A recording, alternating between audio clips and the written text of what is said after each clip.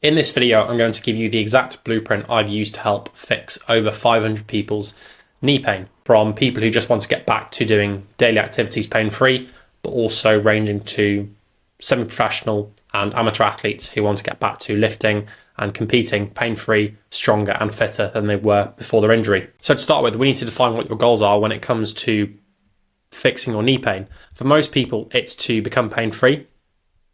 It's to be stronger, fitter, and more confident than before your injury. So how do we achieve these things if I just zoom out a little bit?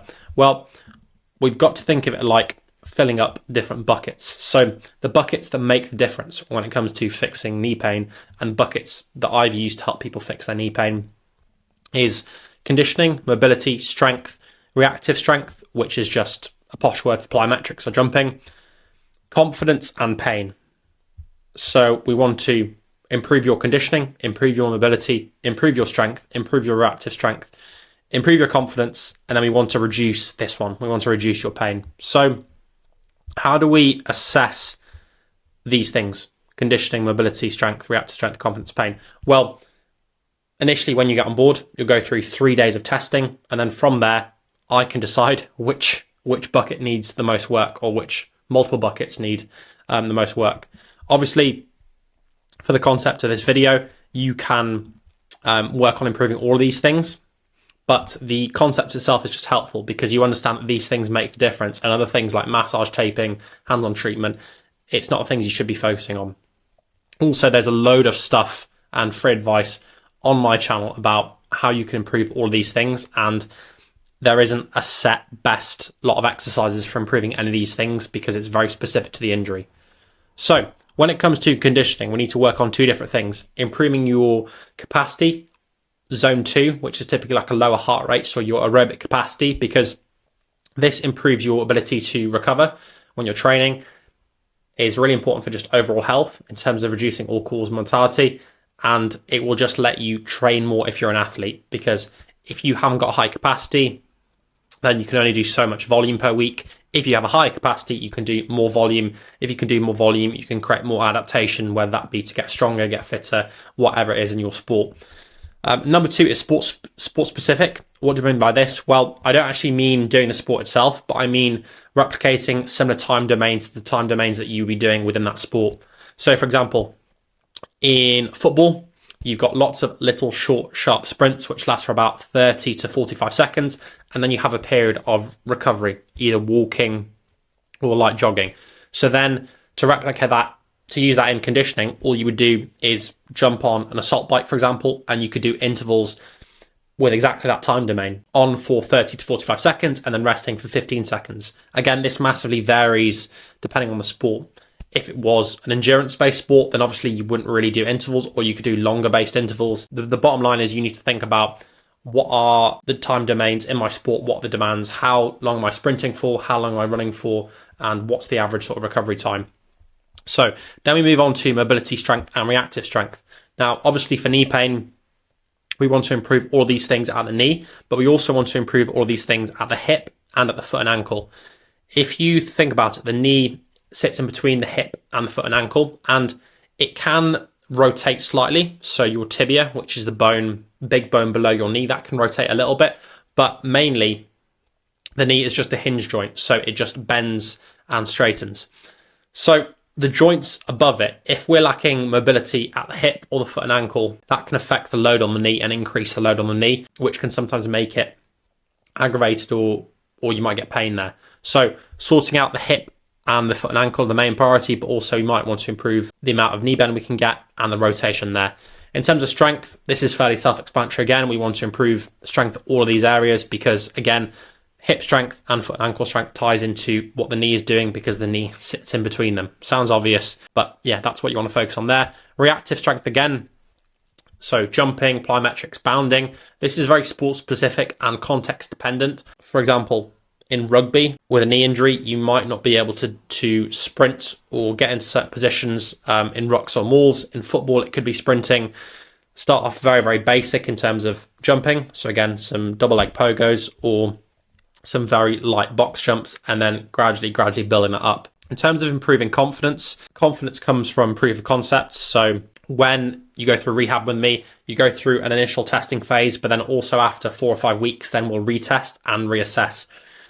Like anything in life, proof of concept is huge. The ability to prove to yourself that you can do something pain-free or stronger than you were previously, to have some numbers behind that. You understand you can do it. You understand that your knee is safe in particular positions or movements that previously were painful, and therefore your pain will decrease as a result of that.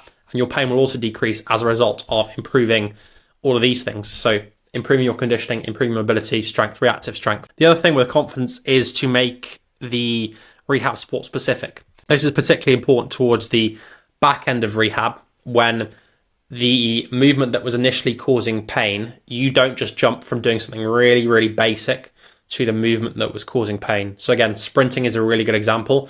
You don't want to just go from jogging to sprinting. You want some carryover in between, like some hops and bounds. Another good example is a back squat. So you don't want to go from just doing an air squat, pain-free, without any progressions, going straight back to a back squat at max load, testing a 1 rep max. You need some progressions in between those two things to make sure you're prepared to get back to that activity, movement or sport that was causing pain initially. In terms of how that would look throughout kind of a rehab process, I've just got a little quick graph here for you. So initially we've got testing here. So I'll just put that as T, and then just do overall improvement here. So just I for improvement, and then bottom one is time. So testing initially, and then over time you'll get some dips and troughs. Let's say again, this is like 4 or 5 weeks. Then you test again, you reassess, you see what needs prioritizing and improving. Has my conditioning improved? Has it not improved? Do I need more focus in that area? Same thing with mobility, strength, reactive strength. Have I got really good mobility now, but my strength is still lagging behind a little bit? Well, then we need to put more of the focus on that. Then we go through it again, people are improving, then we retest, exactly the same thing, and so on. You get the idea. Pretty simple. If I zoom out a little bit again, how do we manage pain when we're doing all of these things? Main thing, ask yourself this question: are you in pain when doing a particular exercise or movement? If the answer is yes, is that pain within a 0 to 3 out of 10? If 10 is the max pain imaginable and 0 is no pain. If it's within 0 to 3, that's okay. A little bit of pain is completely normal. If it's above a 3 out of 10 with any exercises or anything else during knee rehab, then the best thing to do, number 1, is you can reduce the amount you're doing. Number 2 is range of motion. If you're doing a particular movement and you're getting pain when you bend your knee a certain amount, just decrease the range of motion. So for example, on a wall sit, if you're going particularly deep and then you're getting pain, just start a little bit higher and then gradually, week by week, increase that range. And number 3, which I kind of alluded to, is just gradual or steady progress.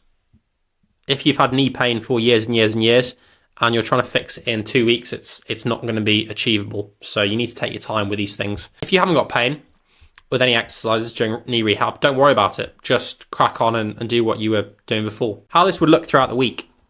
So we've got day 1, day 2, day 3, day 4. This is kind of the bare minimum that I would recommend.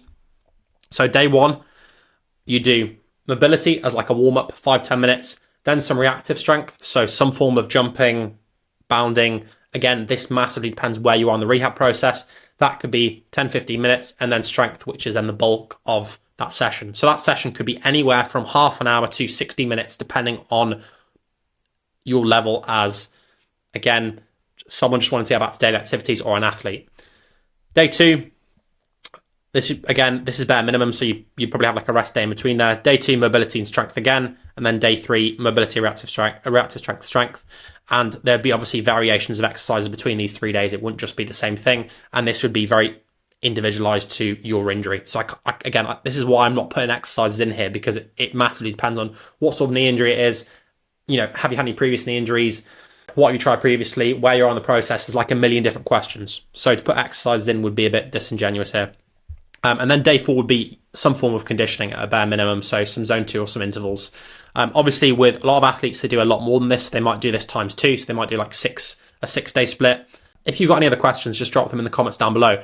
And if you're interested in what I offer with online rehab, just check out the links down below in the description.